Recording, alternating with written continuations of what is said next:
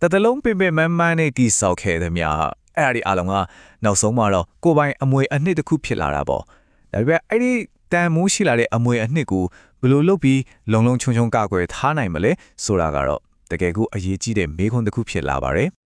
ဒီဂိမ်းနန်းကိုတစ်ချက်ကြည့်လိုက်ပါဒေါ်လာ28ဘီလီယံဟုတ်ပါတယ်ဘီလီယံနဲ့ပါ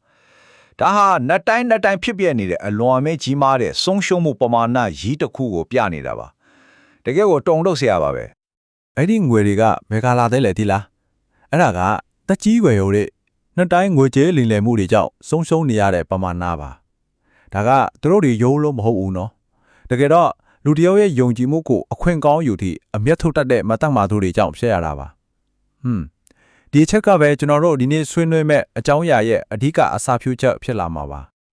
โอเคအပြင်ကလာတဲ့လိန်လည်မှုတွေကရှင်းလင်းမြင်သာတဲ့ချင်းချောက်မှုတစ်ခုလို့ဆိုကြပါစို့ဒါပေမဲ့တတိမထားမိလိုက်ပေမဲ့မိသားစုရဲ့အမွေနစ်ကိုအတွင်းကနေတိတ်လေးဓာတ်ရှည်ဖေးတိုက်ဆောက်သွားနိုင်တဲ့အန်ဒီရီရောအဲ့ဒါတွေလည်းရှိနေပါသေးတယ်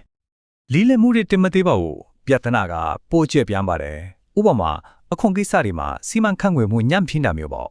ပြီးတော့အကောင်းဆုံးအကျိုးအမြတ်မရနိုင်တဲ့ trust တွေနောက်အမွေဆက်ခတ်မှုအစီအစဉ်တွေမှာဖြစ်တတ်တဲ့ရှုပ်ထွေးတွေဒီဟာတွေအားလုံးကအမွေအနှစ်တန်ဖိုးကိုရေးစင်းရိုးသလိုတဖေးဖေးနဲ့ဆုံးရှုံးသွားစေနိုင်ပါတယ် ဒီချက်ကတော့တကယ်ကိုတတိထားเสียရပါပဲ ENTJ တူတဲ့တနာတစ်ခုမှာဗာပြောထားလဲဆိုတော့မဟာဗျူဟာကြစီမံကိန်းချတာနဲ့ဘာမှမချပဲဒီအတိုင်းထားတာအဲ့ဒီနှစ်ခုကြားကကွာခြားချက်ကအင်မတန်ကိုကြီးမားပါရဲ့တဲ့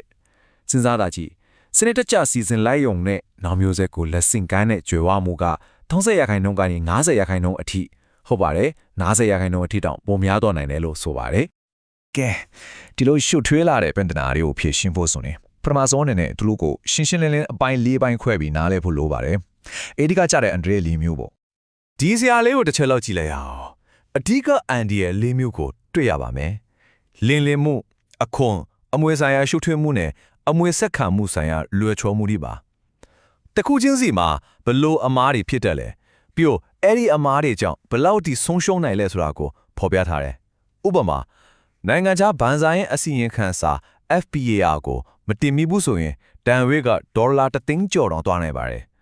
်နောက်ပြီးတေရန်စာက probate လို့ခေါ်တဲ့တရားရုံးကနေအမွေခွဲဝေတဲ့ဆင့်ကိုရောက်သွားပြီဆိုရင်တော့အချင်း6လကနေ12လကြာနိုင်တယ်လို့ရှင်းနေခတ်တင်ဒေါ်လာ9000ကျော်ကုန်ကျနိုင်ပါတယ်အချင်းရုံးငွေရောအများကြီးကုန်တာပေါ့ โอเคအန်ဒီရီရောတီးပြီအခုအဲ့ဒီအန်ဒီရီကိုစနစ်တကျအကိုင်းတွေဖြစ်ရှင်းနိုင်မဲ့မဟာဗျူဟာမြောက် framework တစ်ခုအကြောင်းကိုဆက်ပြီးလေ့လာကြည့်ကြရအောင် အဓိကကတော့ကိုဒီမေခွန်း၃ခုကိုမေးဖို့ပါပဲဘာတွေကအကာအကွယ်မချန်နေလဲဘယ်နေရာတွေကအားနေနေတယ်လဲပြီးတော့ဘယ်လိုမဟာဗျူဟာကြကြိုက်တွယ်မလဲဆိုတာတွေပေါ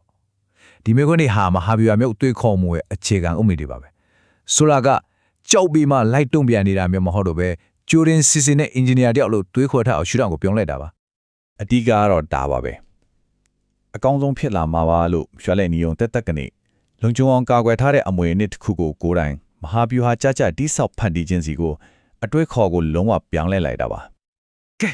အတွေးခေါ်ပိုင်းကနေလက်တွေဘက်ကိုကူချီကြရအောင်ခိုင်မာတဲ့အမွေအနှစ်တစ်ခုကိုတကယ်တမ်းဘလို့အဆင့်ဆင့်တိဆောက်မလဲဆိုတာကိုတစ်ချက်ကြည့်လိုက်ကြစို့ ခိုင်မာတဲ့ကာကွယ်စောင့်ရှောက်မှုတိုင်းမှာမရှိမဖြစ်အခြေကမန်တိုင်ကြီး၄ခုရှိပါတယ်။ပိုင်ဆိုင်မှုစီရင်လင်းလယ်မှုအန်ဒီရဲ့ဆန်းစစ်ခြင်းအခွန်လိုက်နာမှုနဲ့အကောင်းဆုံးချေအောင်လုပ်ခြင်းပြီးတော့မဟာဗျူဟာကြတဲ့အမွေဆက်ခါမှုစီမံကိန်းဒီအဆင့်တွေကတီးခြားစီမဟုတ်ပါဘူး။အမွေနဲ့ကိုဖပ်ပေါင်းစုံကနေလုံခြုံအောင်ပြန်လန်ချစ်ဆက်လို့ဆောင်ရတဲ့စနစ်တစ်ခုပါ ပထမဆုံးမနိုင်ကတော့ပိုင်ဆိုင်မှုတွေကိုအကုန်အစင်စည်ရင်ပြူစုတာပါပဲ American ကျုပ်ဘယ်နိုင်ငံမှာပဲဖြစ်ရှိသမျှပိုင်ဆိုင်မှုအားလုံးကိုစည်ရင်လို့ရပါမယ်ဘာလို့လဲဆိုတော့ဘသူပိုင်လ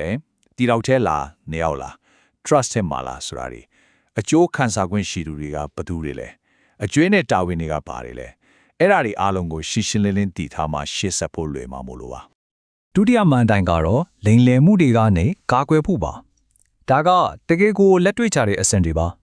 ဥပမာဘန်စာရင်တွေကိုအချိန်နဲ့တပြည့်ညီစောင့်ကြည့်တဲ့ allot တွေထည့်ထားတာမျိုးပြီးတော့ credit report တွေကိုခဏ freeze လုပ်ထားတာနောက်နီးပညာအကူအညီပေးမယ်ဆိုပြီးလိန်တာတွေ online ကနေချစ်ကြိုက်ဟန်ဆောင်လိန်တာတွေလို့အဖြစ်များတဲ့ပုံစံတွေကိုသိခောက်ဖို့လိုပါတယ် နိုင်ငံကပိုင်ဆိုင်မှုတွေရှိတဲ့သူတွေအတွက်အရေးကြီးပေမဲ့မေလွယ်ဖြစ်တဲ့အချက်တစ်ခုရှိတယ် အဲ့ဒါက FBAR ပါ Foreign Bank Account Report ပေါ့ဆိုလိုတာကနိုင်ငံခြားပန်စည်ရင်းထဲမှာစုစုပေါင်းဒေါ်လာ1000ကျော်ရှိတယ်ဆိုရင်ဘာလို့မဆိုအမေရိကန်ပဏာရေးဝန်ကြီးဌာနကိုနှစ်တိုင်းမထင်မနေတင်ရရဲ့စီရင်ခံစားပါအဲ့ဒါကိုမတင်မိရင်ဘာဖြစ်မလဲတမင်မတင်တာမဟုတ်ပဲမေ့သွားရင်တောင်တန်ခွေကဒေါ်လာ3သိန်းကျော်နိုင်ပါတယ်ဟုတ်ပါတယ်3သိန်းကျော်ပါဒါကြောင့်ဒီကိစ္စကိုလုံးဝပေါ်ပေါ်ဆဆသဘောထားလို့မရဘူးဆိုတော့ဒီကိန်းကနန်းကတတ်တယ်ပဲ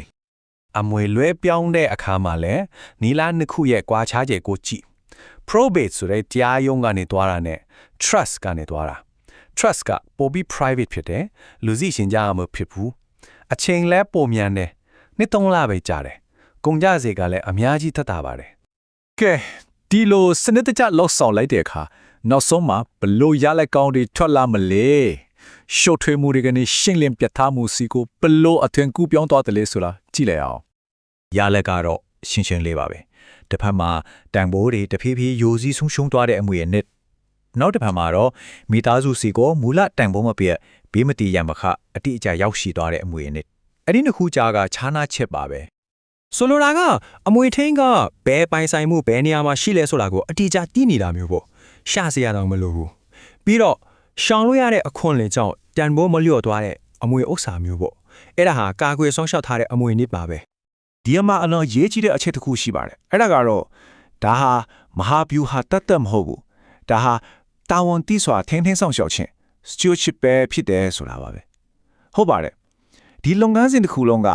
ဂရုစိုက်မှုနဲ့တာဝန်ယူမှုရဲ့ပြားရုပ်တစ်ခုဖြစ်ပြန်ပြီးအတိတ်ပဲဖွင့်ဆိုလိုက်တာပါကဲနောက်ဆုံးအနေနဲ့ကားလုံးကိုစဉ်းစားစရာမေးခွန်းတစ်ခုနဲ့ပဲအဆုံးသတ်လိုက်ခြင်းပါတယ်အမွေနှစ်ဆိုတာမျောလင်းချက်တဲ့ပဲလားဒါမှမဟုတ်စနစ်တကျအတိဆောက်ထားတဲ့ system တစ်ခုလားဒီမေးခွန်းရဲ့အထည်ကကိုပိုင်အမွေနှစ်ကိုဘယ်လိုစီမံခန့်ခွဲမလဲဆိုတဲ့ပုံမှာအများကြီးသက်ရောက်မှုရှိနေပါလိမ့်မယ်